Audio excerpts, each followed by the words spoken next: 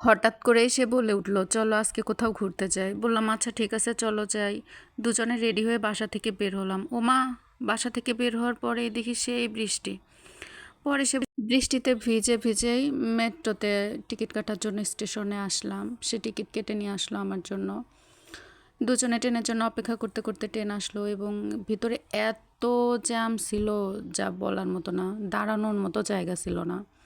একে তো গরম, এর মধ্যে আবার জ্যাম। তো যাই হোক আমরা চলে আসলাম এবং সে এখানেও টিকিট কেটে নিয়ে আসলো আমার জন্য।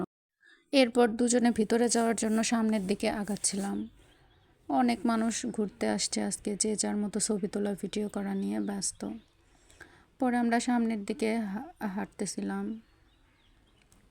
হেঁটে হেঁটে যাচ্ছিলাম এবং দুজনে অনেক গল্প করতেছিলাম। গল্প করতে করতে তাকে অনেক রকমের প্রশ্ন করলাম এবং সে প্রত্যেকটা প্রশ্নের সুন্দরভাবে উত্তর দিল। তো ভিতরে সকল কিছু দেখতেছিলাম এবং যখন আর্মিদের এই প্রতিচ্ছবিগুলো দেখতেছিলাম তখন যেন আমার কেমনই মনে হলো যে এরা দেশের জন্য কত কিছু করে নিঃস্বার্থভাবে। পরে তো দেখলাম, খাবার দাবার খেয়ে বাসার দিকে